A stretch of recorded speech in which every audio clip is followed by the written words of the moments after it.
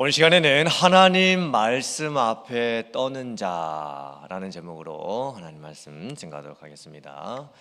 지금 에스라서 강해 설교 말씀을 나누고 있습니다. 지난주일 설교 기억나시나요?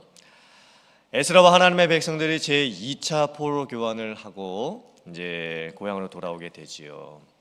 정말 힘들고 어려운 상황 속에서 이제 결단하고 고향에 돌아가는 겁니다. 다시 믿음을 세워야 되겠다, 신앙의 부흥을 일으켜야 되겠다, 새로운 결단을 해야 되겠다라는 마음을 먹고 고향에 돌아왔습니다. 그런데 시간이 얼마 지나지 않아서 하나님의 백성들이 이방 민족의 가증한 죄를 따라가기 시작을 합니다. 그들과 왕래하고 그들의 문화를 받아들이고 심지어 그들과 결혼을 하고 또 그들의 신까지 받아들이기 시작을 합니다. 하나님의 백성들의 정체성이 완전히 이루어져 버렸죠. 세상과 동화가 되어버리기 시작을 합니다. 그때 에스라가 마음에 너무나 기가 막히고 또 억장이 무너지는 심정으로 하나님, 우리가 도대체 어떻게 하면 좋겠습니까? 라고 이제 탄식을 하게 됩니다. 과연 하나님께서 이 문제를 어떻게 해결을 해 주실까요?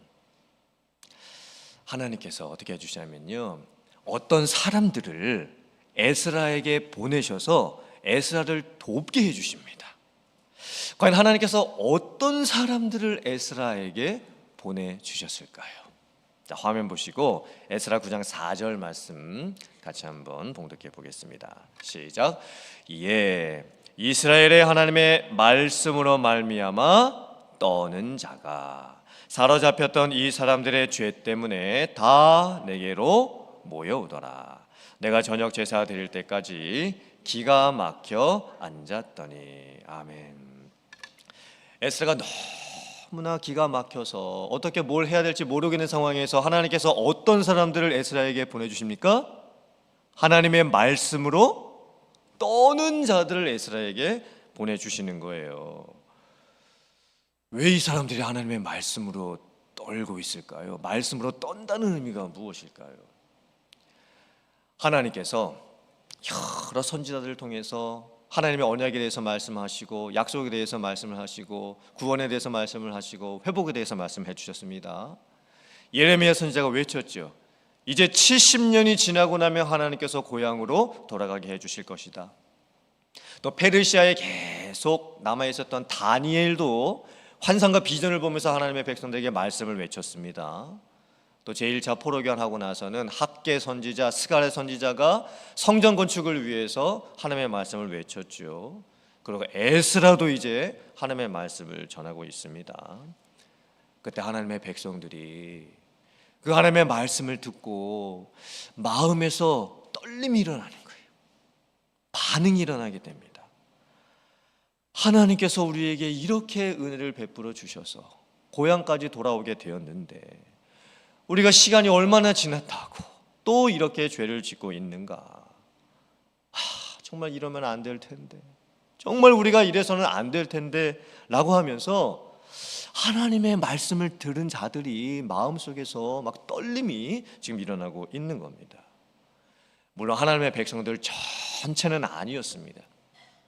하나님의 백성들 중에서 일부의 사람들만이 하나님의 말씀 듣고 지금 떨고 있는 상황입니다.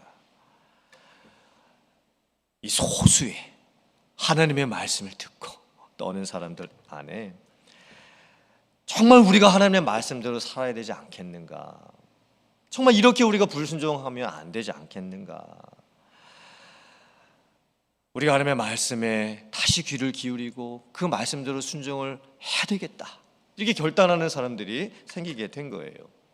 사실 죄를 지은 사람들은 따로 있었습니다. 그런데 지금 하나님의 말씀 앞에 떠는 사람들이 그 죄를 지은 그 사람들의 죄까지도 다 자기가 끌어안고 우리가 이래서는 안 된다, 우리가 정말 이렇게 하나님 앞에서 살면 안 되지 않겠느냐라고 하면서 말씀 앞에서 떠는 그런 반응을 하게 되었던 거예요.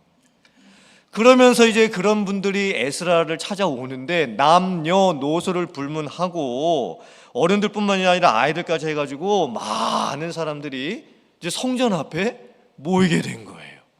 이게 참 놀랍고 특별한 모습이죠. 그때 에스라가 하나님 앞에 이제 엎드려 울면서 이제 기도를 합니다. 죄를 자복하면서 이제 기도를 하게 되지요. 그때 많은 백성이 하나님의 말씀으로 막 떠는 사람들이 지금 에스라를 찾아왔잖아요. 그 사람들이 함께 크게 통곡을 하기 시작을 합니다. 뭔가 지금 영적인 움직임이 지금 일어나고 있는 거예요. 죄를 자복한다 이렇게 말씀을 하고 있잖아요. 이 자복이라는 것이 무슨 뜻이냐면 히브리어 성경을 보면 이 자복이라고 하는 동사가 야다입니다. 이 야다라고 하는 동사는 야드라고 하는 동사에서 나왔는데 이게 손이라는 뜻입니다. 그래서 이 자복이라는 원래 뜻이 뭐냐면 손을 사용하다, 손으로 뭔가를 던지다, 손으로 뭐 화살을 쏘다 뭐 이런 뜻을 가지고 있습니다.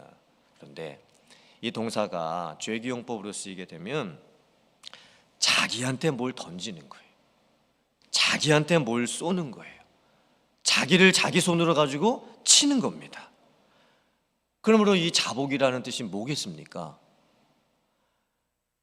지금 자기 스스로에게 지금 돌을 던지는 것과 같은 거예요.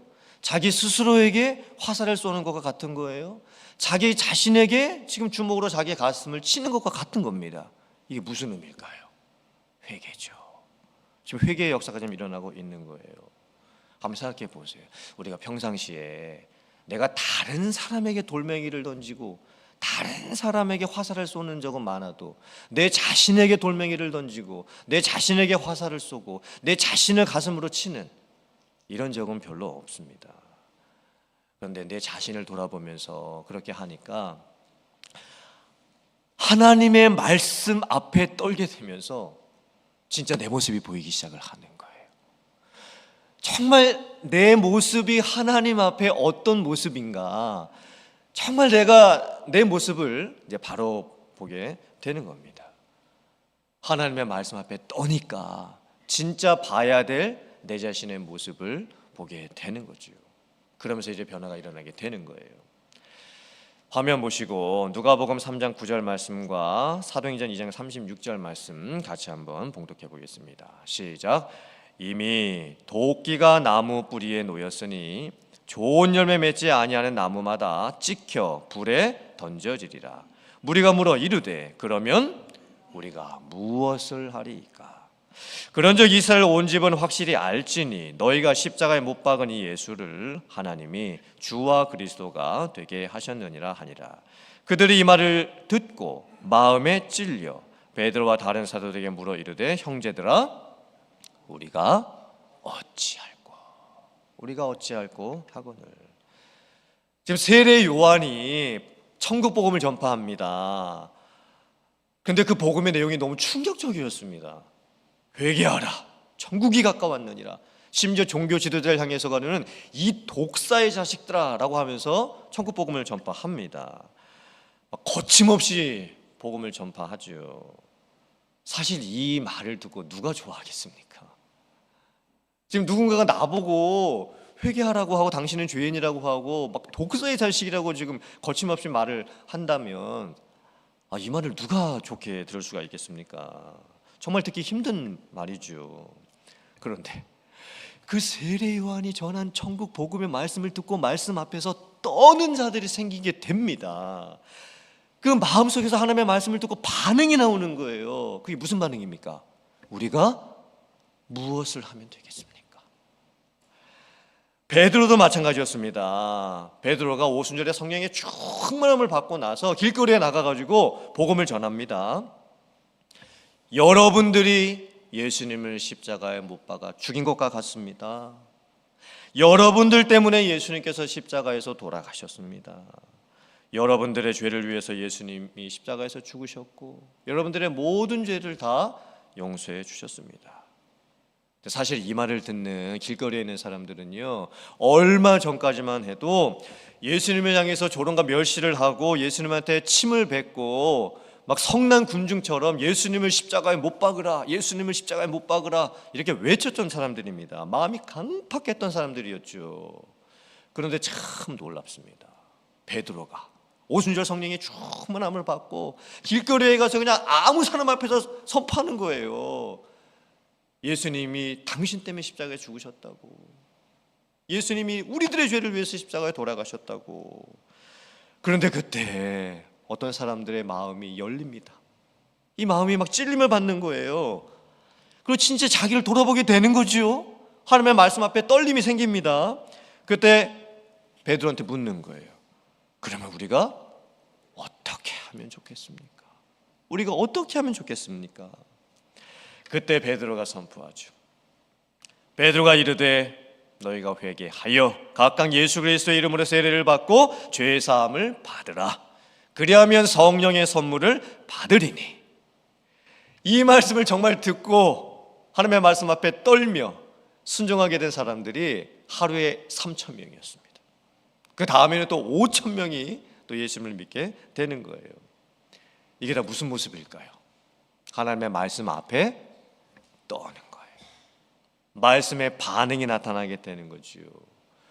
하나님의 말씀을 들으니까 내 심령 가운데서 무엇인가 역사가 막 일어나기 시작을 하는 거예요. 이게 바로 하나님의 말씀 앞에 떠는 모습입니다. 화면 보시고 에스겔서 2장 9절 이하의 말씀 같이 봉독해 보겠습니다. 시작. 내가 보니 보라 한 손이 나를 향하여 펴지고 보라 그 안에 두루마리 책이 있더라.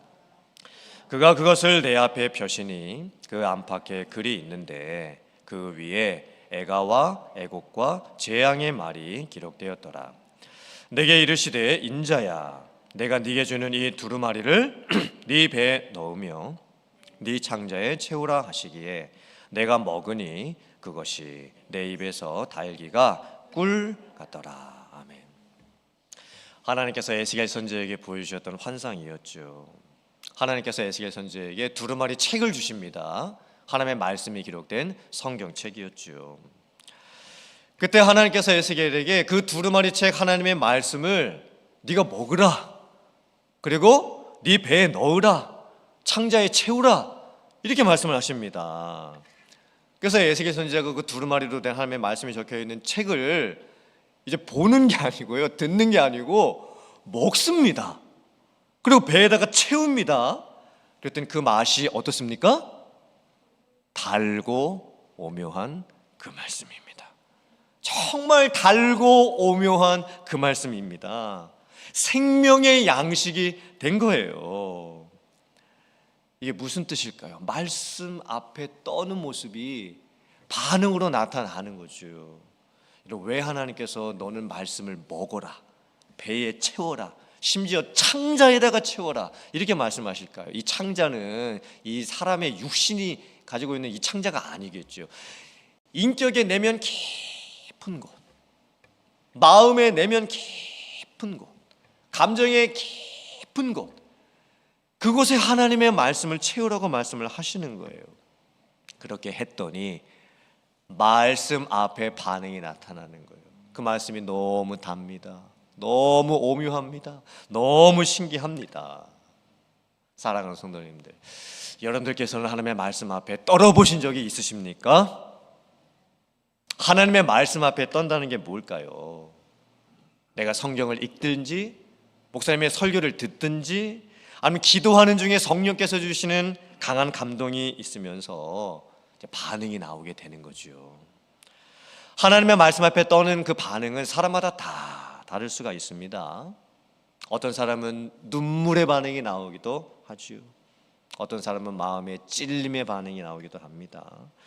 어떤 사람은 마음의 감격의 반응이 나오기도 합니다.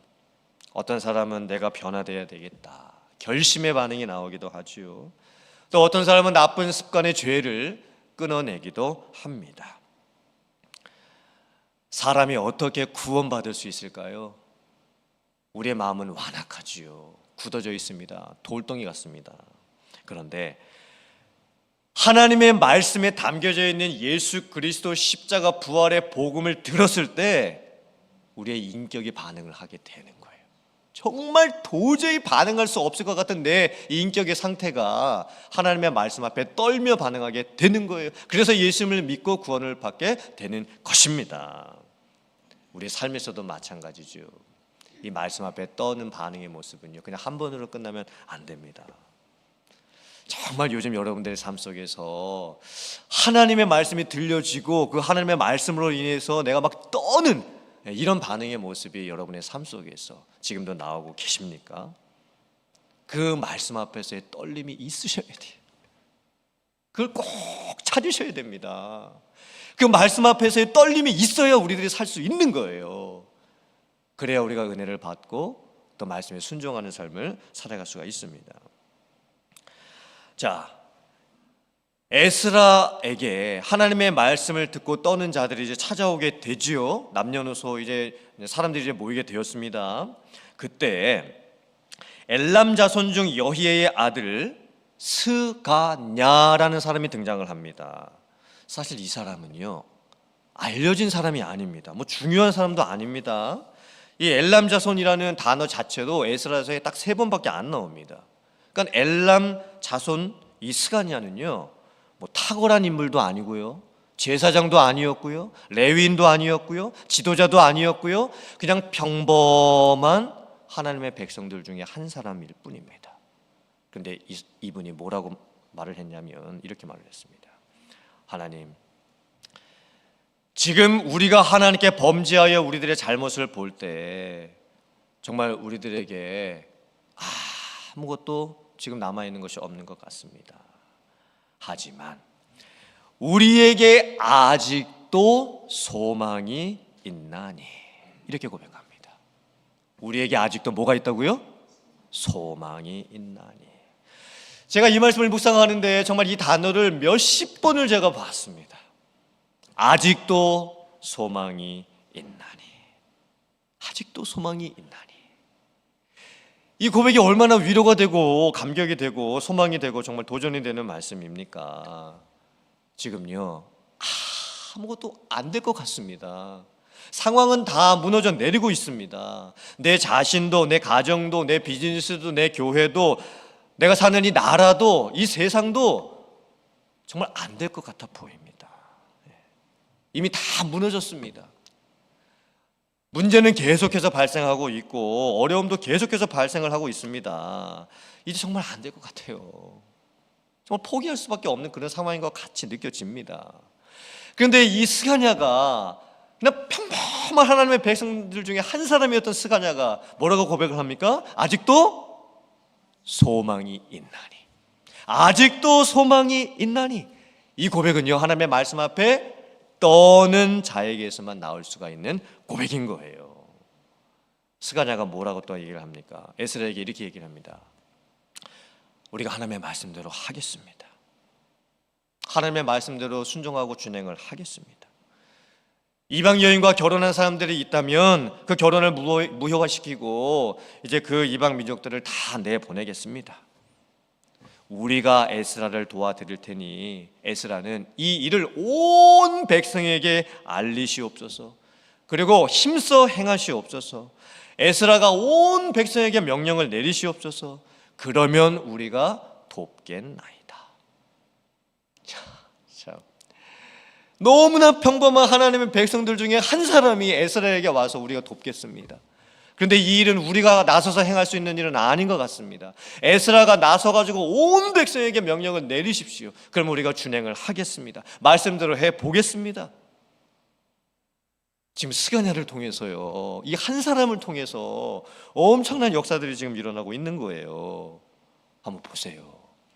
이 하나님의 말씀 앞에 떠는 이 역사는요, 그냥 평범한 알려지지도 않은 그냥 무리 속에 섞여져 있는 그 하나님의 백성 한 사람에게서부터 시작이 되고 있습니다.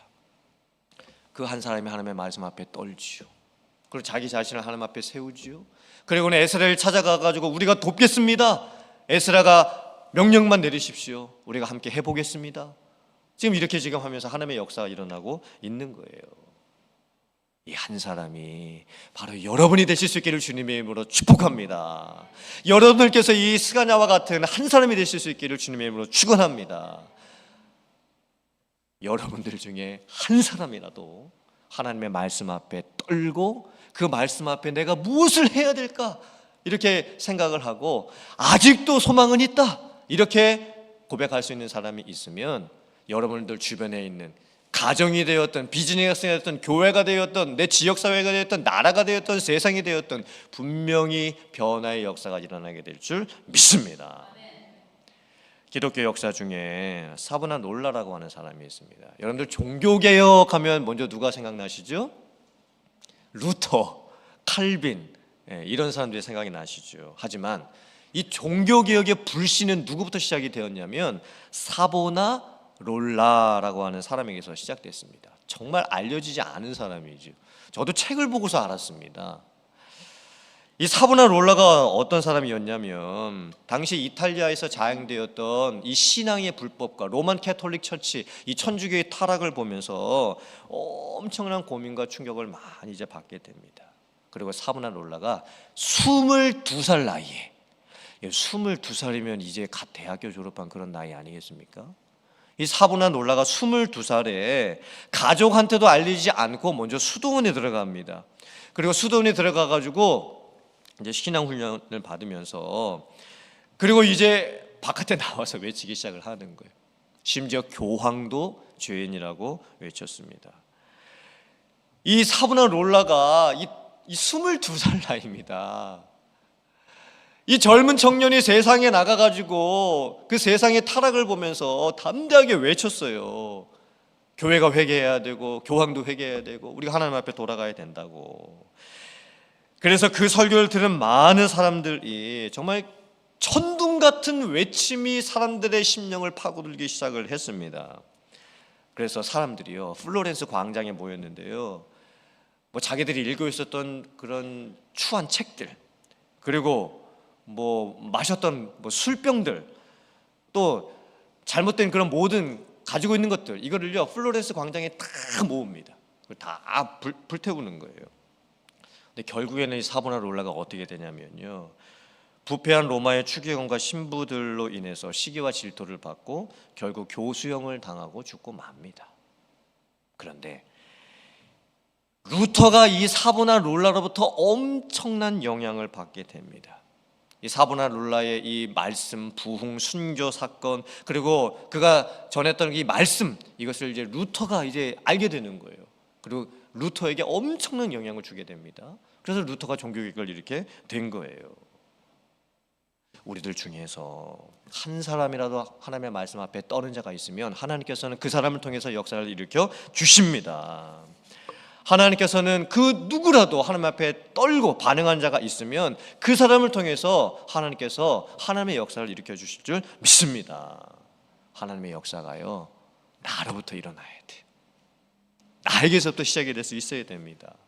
내가 스가냐와 같은 사람, 사보나 롤라와 같은 사람, 또 에스라와 같은 사람이 된다면 하나님께서는 분명히 하나님의 역사를 여러분의 가정에, 비즈니스에, 우리 교회에, 이 세상에 일으켜 주실 줄 믿습니다.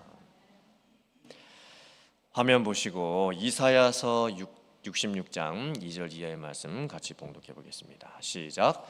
나 여호와가 말하노라. 내 손이 이 모든 것을 지었으므로 그들이 생겼느니라.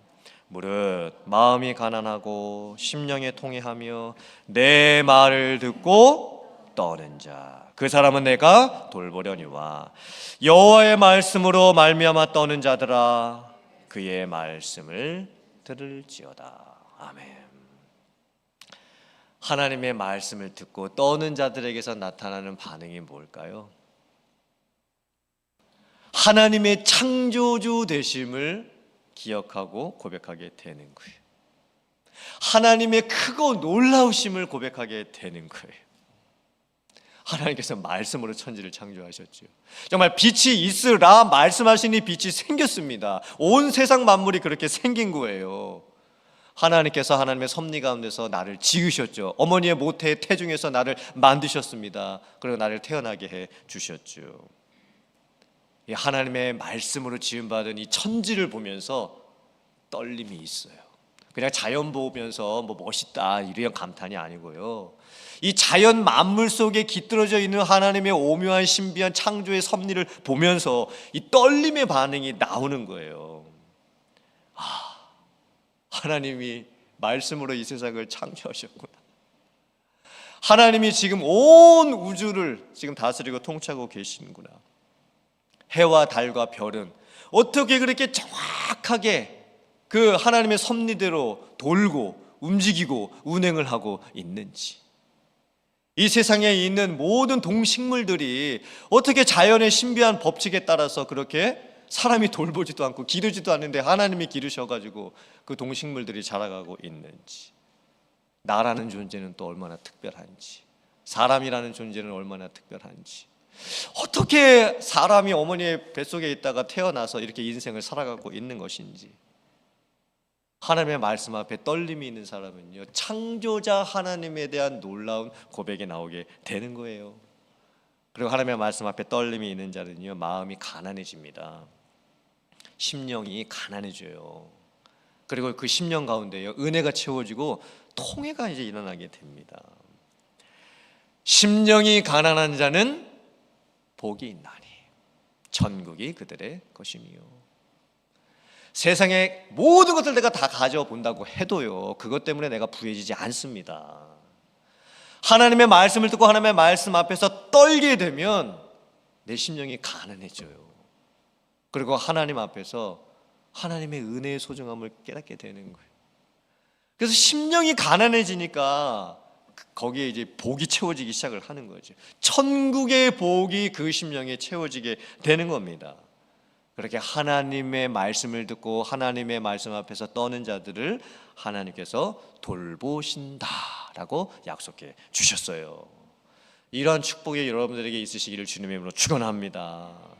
우리 모두가 하나님의 말씀 앞에서 떠는 자들이 되기를 원합니다.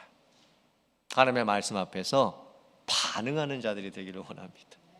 내가 무엇을 하면 되겠습니까? 하나님의 말씀이 저를 찌르고 있고 저의 마음에 지금 부딪히고 있는데, 하나님, 제가 이제 무엇을 하면 되겠습니까?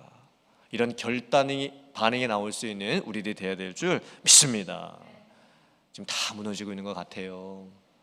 내가 할 수 있는 일이 아무것도 없는 것 같아요. 내 인생도 그렇고 내 가정도 그렇고 내 비즈니스도 그렇고 내 교회도 그렇고 이 세상도, 정말 이 세상이 어떻게 되려고 하는지 정말 안 될 것 같아요. 그런데 하나님의 말씀 앞에 떠는 자들은요, 무슨 고백이 나옵니까? 아직도 소망이 있나니. 너무나 귀한 고백이죠. 아직도 소망은 있다. 그래도 하나님께서 우리에게 다시 한번 은혜를 베풀어 주실 것이다. 그러면 우리에게는 아직도 소망이 있다. 이런 믿음의 고백이 우리들의 고백이 되어야 될 줄 믿습니다. 하나님의 말씀 앞에 떠는 자들은요, 세상이 주는 복이 아니라 하나님이 주시는 은혜의 복을 받아요.